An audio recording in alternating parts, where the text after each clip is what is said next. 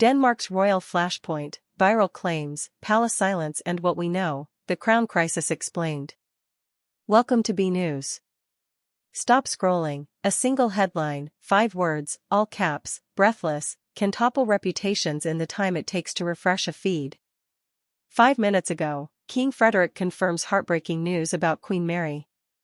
Banning to come palace, reads like a TV scroll designed to force a click. Tonight we will not pass that headline along as fact. Instead, we will do the work of journalism, trace that claim to its source, map how it spread, show what verified institutions actually said, and explain the legal, social, and human consequences that follow when rumor races faster than verification. Right now, the most responsible statement we can make is this: as of today there is no verified, authoritative public record confirming any criminal charges or a palace ban involving Queen Mary. What we do have, and what we will unpack, is a torrent of viral posts, sensational videos, and official messaging that together tell us less about a legal fact than they do about how the modern attention economy shapes public belief. Some channels pushed the dramatic claim, others covered it responsibly or debunked it. That split between amplification and restraint is the core of this story. Example of viral content that amplified similar claims appears on multiple short video channels and sensational outlets. These posts can be seen circulating widely online. Before we proceed, help us hold the line for verified reporting. If you value careful, context-rich coverage of royal affairs, please like this video, subscribe to B News, and tap the bell to get updates when new information is verified and published. Every subscription supports journalism that resists rumor-mongering and prioritizes evidence. Now let's begin, from the first viral post to the palace's calm response, from the law's mechanics to the private ripple effects inside an institution built on duty and discretion. The first day this claim surfaced looked familiar to anyone who studies modern misinformation. An anonymous or poorly sourced post appeared, sensational wording designed to provoke alarm was attached, and the post featured a timestamped feel, 5 minutes ago, to imply immediacy. Within a few hours, the assertion had been clipped into short-form videos, shared to message groups, and repeated by small channels looking for fast views. Social platforms reward engagement, and content that connotes scandal generates clicks. Some of the videos and posts offered no sourcing and no direct quotes from courts, the palace, or police. Instead they showed reaction shots, speculative text overlays, and outraged comment threads. That's the anatomy of a modern viral rumor: urgency without provenance. We must emphasize that while such content can look convincing, virality is not verification. Multiple widely circulated videos and posts claiming confirmation exist on platforms where creators frequently repackage rumor as breaking content. These examples illustrate how the claim grew legs on social networks and in comment-driven feed ecosystems. At the same time, reputable coverage of the Danish royal household, official posts from the royal court, mainstream national outlets, and internationally recognized news organizations were focused on routine royal activity, engagements, official portraits, and state events. In early October, for instance, the royal house posted official materials tied to state dinners and portraits, and mainstream outlets covered the royal couple's scheduled public duties. Those posts and reports provide useful context. They show the crown continuing public-facing duties in the recent weeks, which is a relevant counterpoint to viral claims that imply abrupt palace bans. The royal house's social feeds and major press articles are not evidence that disproves every rumor, but they are part of the factual record journalists rely on to test sensational assertions. We will cite specific official appearances and palace statements that document the couple's public schedule and the royal court's public messaging, because the presence or absence of official action, statements, press conferences, filings, is the baseline for verifying any dramatic claim about law or palace sanction. When a rumor implies criminality or an official ban, there are two separate regimes to consider: criminal justice procedures and palace or institutional responses.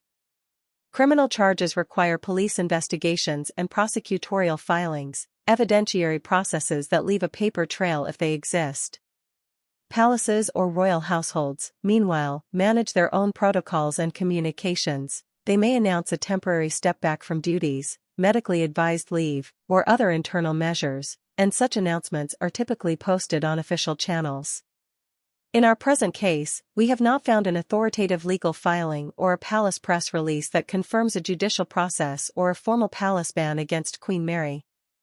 Where rumors claim a confirmation, they often rely on hearsay, misread documents, or deliberate sensationalism. This report will therefore walk viewers through what an actual investigative process would look like in Denmark, and what a palace disciplinary measure would likely involve, so the public can distinguish between procedural reality and rumor-based theater. The human dimension is where the story becomes profound. Queen Mary is not an abstract public figure, she is a person with a family, staff, and a network of charities and patronages. Even if no legal action exists, the weight of speculation affects schedules, staff morale, and the capacity of the crown to carry out its soft power duties. Volunteers, charity partners, and diplomatic contacts, many of whom rely on the stability of royal representation, feel the ripples. In prior instances across monarchies, false or premature allegations have forced households to spend months and tremendous energy responding, clarifying, and litigating reputational harm. The palace communications team must balance two dangers: feed the rumor by over-responding, or allow misinformation to calcify into public belief by staying silent. Historical practice suggests a careful, calibrated message, but in a landscape of relentless social feeds, even the most disciplined approach can be strained. Journalistic ethics are central here. Responsible outlets follow core principles: verify before publishing, clearly label unverified assertions, and correct errors promptly. Less scrupulous channels exploit ambiguity and use sensational phrasing, confirmed, breaking, 5 minutes ago, to create a false sense of authority. That is why, in this report, we are methodical. When you read or hear a claim that a court or palace has confirmed something, ask for the primary source, a prosecutor's statement, a police notice, or an official royal court press release. If none is provided, treat the claim as an allegation, not fact. We will show examples of responsible corrections and debunks, and we will point viewers to tools for verifying such claims themselves. The role of social platforms and fact-checkers matters too. Platforms sometimes apply context labels or demote content, but moderation follows detection and verification, which means there is always a lag. Fact-check organizations operate with limited resources against massive volumes of posts. They prioritize claims with the greatest potential harm or reach. This particular claim achieved broad circulation on low-trust channels and reactionary video feeds before reliable fact-checks could fully trace its origins. When panels of misinformation researchers examine episodes like this, they see familiar patterns: an initial unverifiable post, followed by repackaging, then monetization by creators, and finally a slow and partial correction that rarely reaches every person who saw the original content. That asymmetry, fast rumor, slow correction, is why media literacy matters. Legal context in Denmark is straightforward. Criminal investigations require a formal complaint or referral, followed by police inquiry and prosecutorial review. Arrests, charges, court filings, and convictions are public records in the sense that they are reported by official agencies and reputable media. If any of that materialized in this case, it would appear in formal announcements or court registries and be picked up by major domestic and international outlets. The absence of such documentation is important evidence, not proof of innocence on some cosmic scale, but a crucial reminder that verifiable legal action leaves tracks and that rumor does not. Where civil remedies exist for reputational injury, affected parties can pursue defamation claims. Across Europe, public figures have used these legal routes to recover damages or secure retractions. Those cases demonstrate that there are institutional tools to remedy false public statements. We must also consider historical patterns of royal scandal and recovery. Monarchies are resilient institutions. They have weathered infidelity allegations, financial controversies, and political entanglements. The outcome often depends less on the initial allegation and more on the institutional responses that follow: transparent inquiry, credible correction, or acceptable apology. Conversely, secrecy, mismanagement, and repeated allegations can create a compounding crisis. By placing the current rumor in that historical frame, we help viewers appreciate both the fragility and the durability of modern monarchy as an institution. The crown's legitimacy rests on trust. When trust is tested, the long-term consequences depend on how quickly and credibly that trust can be rebuilt. The international angle is revealing as well. In a global media ecosystem, local rumors rapidly become international spectacles. Foreign tabloids amplify, commentators frame the story via their national lenses, and diaspora communities adopt and adapt narratives to local politics. Some channels frame royal news as pure entertainment, others treat it as a test of national culture. For the Danish public, this extraterritorial amplification can feel intrusive and disorienting. Domestic institutions suddenly operate under a microphone that amplifies every misstep. This global traffic in rumor underscores the need for national-level clarity and for international consumers of news to rely on primary sources rather than recycled sensation. From a communication strategy standpoint, what can a royal household do? Best practice is layered, immediate, short statement clarity to counter materially false claims, a more detailed follow-up when facts are confirmed, and a readiness to pursue legal remedies against malicious falsehood if necessary. Many royal households couple public statements with private outreach to partners who might be affected. The Danish royal court's public posts about official engagements and portraits in recent weeks provide context that runs counter to the sort of abrupt ban claimed in viral clips. They document continued public duties and scheduled appearances that would be inconsistent with a sudden, undisclosed ban at the palace. These publicly posted schedules and imagery are not proof against every claim, but they are part of the verifiable record journalists should consult. There is also a human cost on staff and charities. Those who work daily with the royals, aides, event planners, charity directors, suddenly find themselves fielding questions from donors, volunteers, and vendors. The administrative and emotional toll is real. In previous episodes affecting public figures, support staff reported increased stress, leaked conversations, and damaged morale. A household's ability to function under pressure is a test of its internal cohesion and discipline. For audiences, remembering that rumors reverberate beyond headlines, into kitchens, offices, and hospital wards where real people work, is an act of empathy we rarely practice in a click-driven culture. Media ethics scholars argue that crises like this reveal a systemic challenge. The incentives that reward speed and outrage are at odds with the deliberative, careful verification that public interest journalism requires. Solutions range from platform-level reforms to newsroom commitments to slow journalism in high-risk cases, but at the individual level, viewers can do something simple and powerful: hesitate before sharing. Ask 2 questions. Does this claim cite an official source, and has a high-quality outlet corroborated it? If the answer to either is no, the responsible action is withholding the share. That small social restraint on amplification reduces the oxygen of rumor. We asked communications and legal experts how they would advise a royal household in the face of such viral claims.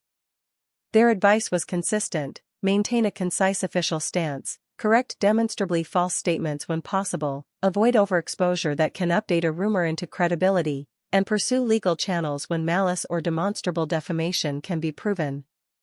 Law firms that have represented public figures remind us that litigation is costly and slow. Sometimes strategic legal letters producing rapid takedowns and retractions are the most effective remedy. But legal remedies are not perfect shields against the reputational erosion that occurs in the first viral hours. Fact-check organizations and investigative reporters play a crucial role. On this case, several credible outlets either did not repeat the dramatic claim or explicitly labeled it unverified. At the same time, numerous sensational channels posted versions that framed rumor as breaking fact.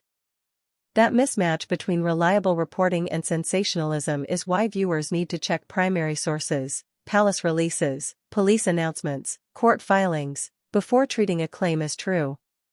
We will include links and references in the video description to trusted sources and to the Royal House's official announcements so viewers can confirm for themselves. Looking ahead, what are plausible institutional outcomes if a truly substantiated allegation did emerge?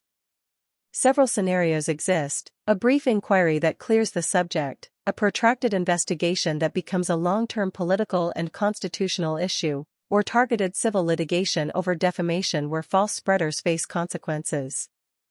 Each scenario carries different risks for institutional trust. Short inquiries with transparent conclusions tend to restore public confidence quickly. Long, unresolved inquiries corrode it. The Danish context, with its strong institutions and a civic culture that typically prizes stability, suggests that any real, verifiable legal proceedings would be handled in consultation with prosecutors and with clear communications to the public. For viewers who crave drama, the modern information ecosystem can be dangerously satisfying. Rumor supplies immediate emotional payoffs. But for societies that depend on legal process and institutional trust, the temptation to treat viral hypotheses as truth is corrosive. The responsible consumer of news is not uninterested or naive, they are simply patient and evidence-driven. That patience is a civic virtue in an age that mistakes speed for knowledge. We conclude with a reminder: in the hours and days after a viral headline, there will be many updates, corrections, and maybe even legal actions, if facts emerge that require them. For now, the most verifiable statement we can make is humble: there is widespread circulation of sensational content online, and there are no verified public legal filings or authoritative palace releases that confirm the dramatic claim as fact.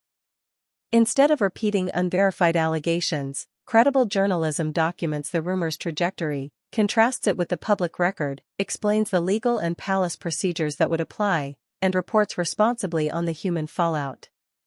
That approach protects both truth and people. As this story evolves, B News will continue to track primary sources and update viewers with verified developments. If you'd like the links to the official Royal House posts, major outlet coverage of recent royal engagements, and examples of the viral content we discussed, check the description below. We'll keep those links updated with new primary documents as they appear. For now, we leave you with this question to discuss in the comments: does the speed of social media make us better informed about public figures, or does it too often trade nuance for outrage? And how should societies balance rapid information flow with the need for careful verification?